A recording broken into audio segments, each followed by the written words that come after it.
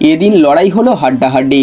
একেবারে শেষ বল পর্যন্ত ঋতুরাজ গায়কোয়াড় ও রবীন্দ্র জাদেজা চেষ্টা করেছিলেন জেতার, কিন্তু দাঁতে দাঁত চেপে লড়াই করে চেন্নাই সুপার কিংসের বিরুদ্ধে জয় ছিনিয়ে নিল রাজস্থান রয়্যালস।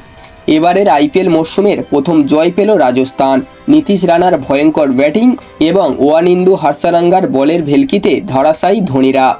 ঘরের মাঠে বেঙ্গালুরুর কাছে হারের দুদিন পর এবার গুয়াহাটিতে হাসি ফুলল না চেন্নাইয়ের। রবিবার আগে ব্যাট করে 182 রান তুলেছিল 9 উইকেটের সাহায্যে। জবাবে চেন্নাই 6 উইকেট হারিয়ে 6 রানের ব্যবধানে পরাজিত হলো। এদিন টসে জিতে বোলিং নিয়েছিল চেন্নাই। শুরুতে যশস্বী জাসওয়ালের উইকেট তুলে নেয় খলিল আহমেদ।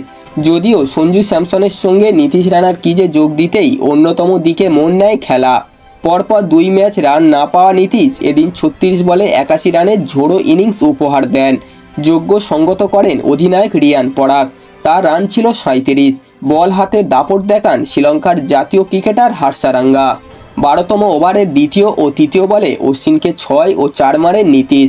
মনে হচ্ছিল মরশুমের প্রথম 100 রানটি রবিবার হয়ে যাবে, কিন্তু ক্রিকেট বড় অনিশ্চিত। 12তম ওভারে 81 রানের মাথায় অশ্বিনের বলে আউট হন রানা। এই রান আউটের নেপথ্যে ছিলেন 40 ঊর্ধ্ব ধোনির দুরন্ত স্ট্যাম্প আউট।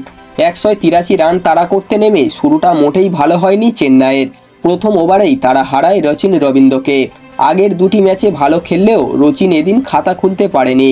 চেন্নাইয়ের ভরসা ছিল ঋতুরাজ এবং রবীন্দ্র জাদেজার জুটি। দুজনে মিলে 37 রান করেন। এদিন ম্যাচে দেরি করে নামেনি ধোনি।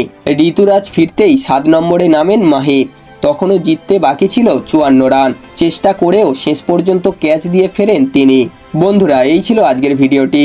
এই হাই ভোল্টেজ ম্যাচটি আপনাদের কেমন লাগলো অবশ্যই কমেন্ট করে জানাবেন। ভিডিওটি ভালো লাগলে একটা লাইক করে দেবেন এবং এই ধরনের ক্রিকেট নিউজ সবার আগে পাওয়ার জন্য চ্যানেলটিকে অবশ্যই সাবস্ক্রাইব করে দেবেন।